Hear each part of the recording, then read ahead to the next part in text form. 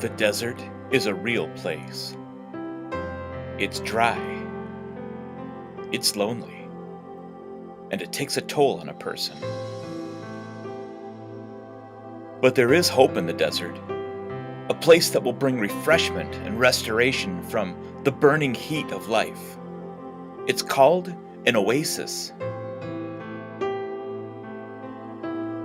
Those who find themselves in the desert long for the oasis, knowing that if they get there, they're in a place that will give them rest, strength to finish the trip. Deserts in life can be the same.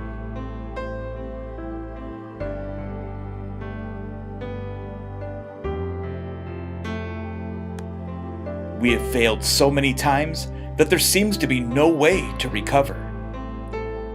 Then, we find an oasis.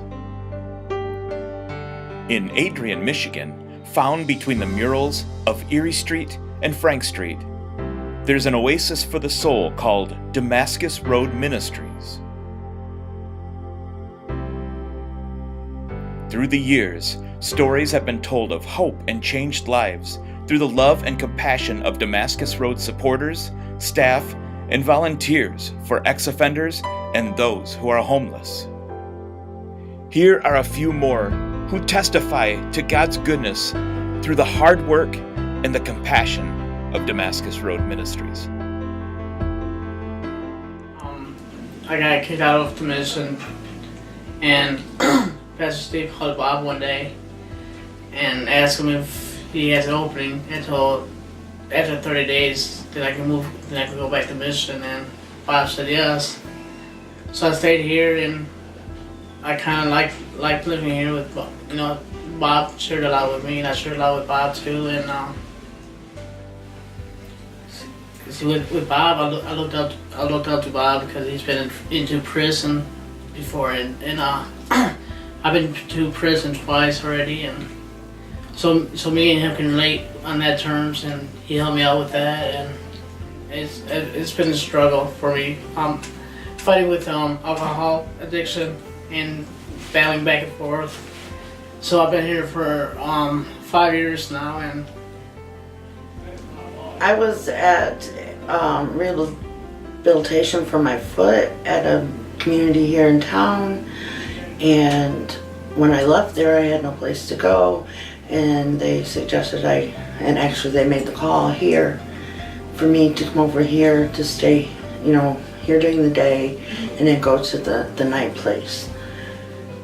And even from the first phone call, the people were so, I think I made at least 3 phone calls before I made it all the way over here. And they were very heartfelt people. I mean, you could just hear it in their voices on the phone. And it was special. It made me want to be here,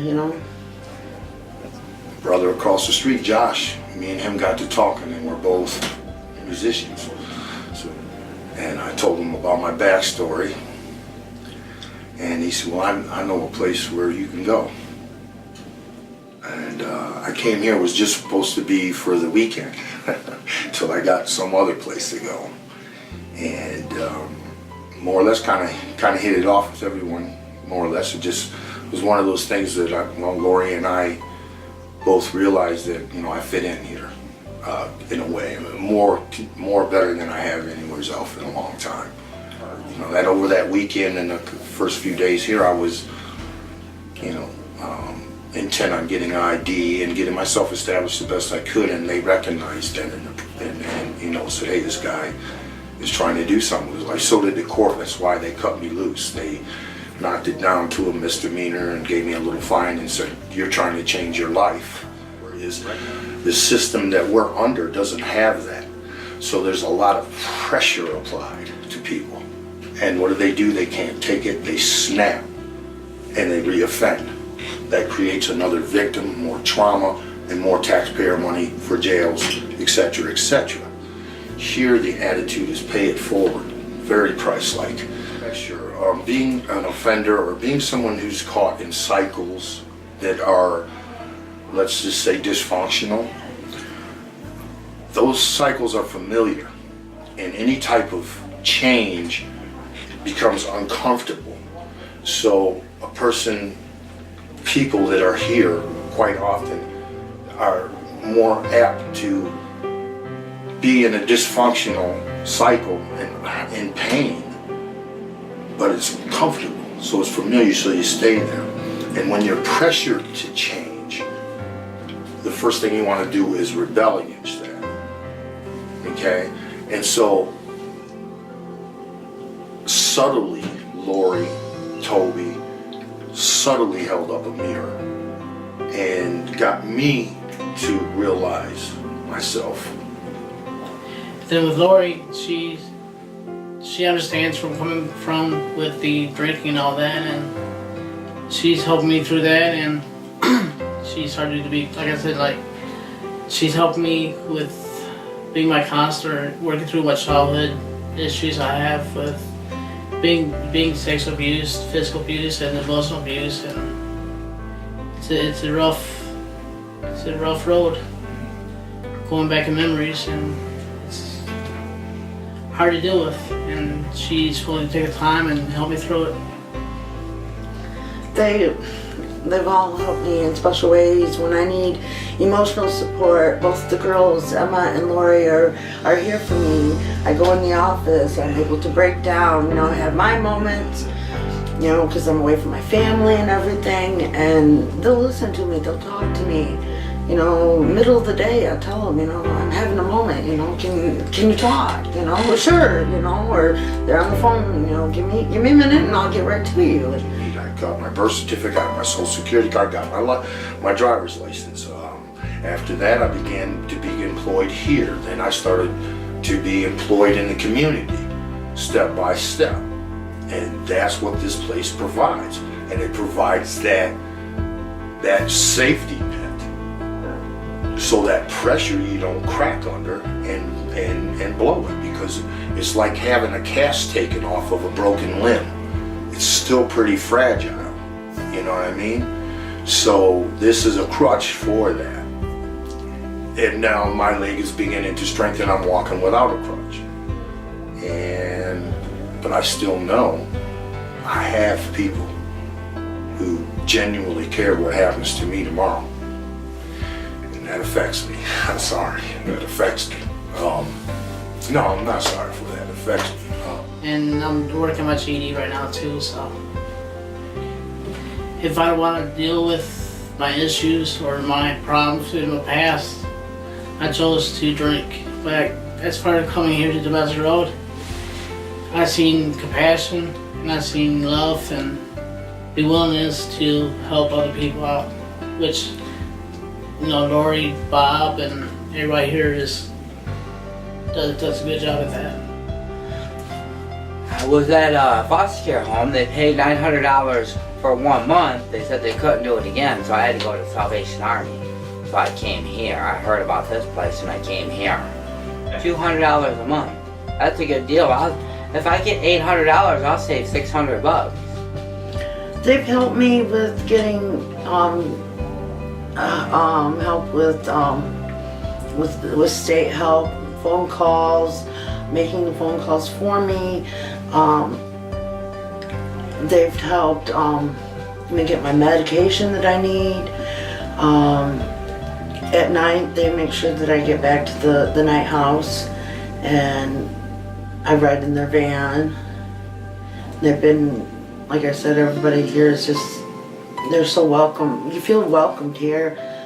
Sometimes it gets a little crowded and people, lose their temper, but usually the workers here are really nice and they talk to everybody and usually it gets settled, I've had the in-between effect of that here. I'm lucky to be upstairs living here, but I've also seen the guys that don't have anything and come down here, and I've been able to give to them, and I've been able to receive the joy and the blessing of giving to people here, and see them appreciate what I'm doing for them through God, and then receiving the blessing from the Lord, saying, "That's my son," Oh, I'm sorry. Okay. it's a real thing for me. I get along with a lot of people, all the people that's here. I help out as far as with the warmer shelter with the homeless people. I help them. I make, Sunday, Mondays, maybe some days that they don't have nothing to eat, so I cook out for them, or buy McDonald's for them sometimes, and help in that area. And then I work a full-time job in a factory, and on my days off or before I go to work, like this winter, snow removal, I help Lori out and Damascus Road out with that, and then I go to work. They come to realize the dedication of people like Emma. She's dedicated to this place. And pretty much Lori's hung right there with me. And my buddy Toby's a staple here. He is what he is. He's the guy who he is, but his heart. I seen him over there fixing a toilet down on the ground. I had doubts about it. I wasn't letting him in until that day. I seen him putting his family off not to have dinner to make sure the toilet was screwed to the floor right. He got me with that. It's peaceful and quiet. I don't like a lot of noise and sound. I don't like to look at people either all the time, I just like to hear her from a distance. I don't want to like her too close. Probably from where you are, from where I am, I like to hear her talk. Matt, the supervisor here, he's wonderful. He deserves to be a minister, and I hope he gets that. He's a very wonderful man, and he brightens my day when I see him. Wes is a good guy. He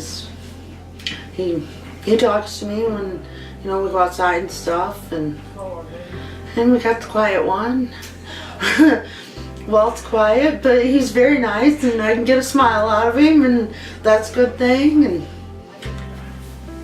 this is how I put it. If you want to know about Damascus, come in and sit in the day room during the busy winter hours and just sit there and listen for a couple hours.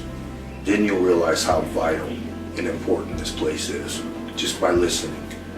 And more than likely, you're going to be very uplifted. You'd be surprised at the conversations that take place in there. The upliftness, the laughter. I've been so depressed and hurt, and came down here and been around these people that face challenges every day.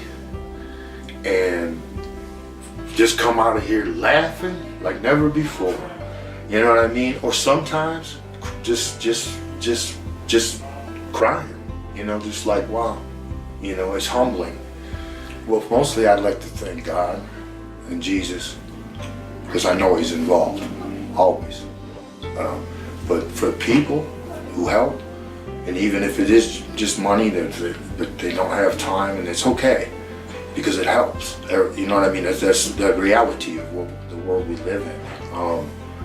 I want to thank them for having an open heart and hearing God's word. I just want to say thank you to Lori and the staff here at Damascus Road, and for Aga Church for being a big donor for us, and willing to keep our doors open and helping us out with that. So thank you guys a lot. I appreciate it. well, I would like to say thank you, first off, for God providing this place and these special workers for us, and spending their time to help us and going out of their way. You know, it's more than a paycheck to these people. They are here, they care, they do this from their heart, and it shows. And it's I don't think I'm gonna be able to step away from Damascus even when I leave. I'm still gonna come back around. This place is special. The people that bring in the donations, they're special. You know, I can't say enough. You know, there's not enough words for what I feel in my heart for these people at Damascus. They're special people, and it's wonderful to have people that way. You know, because sometimes we just don't have that, and like I said, it's more than a paycheck to these people. They're actually here, and they don't look down on us. It's like they're standing next to us, you know. They're not walking in front of us, they're not walking behind us. They're on each side of us, you know, helping us take our steps along the way. Oh, thanks for the apartment. Thanks for the food and drink. The clothes. The shoes. All right. Anything else you want to share with me? No, that's all. All right, man. Mark, I really appreciate it. You're welcome. Like, I appreciate you coming in. You're welcome. Come and rest here. Come and lay your burdens down.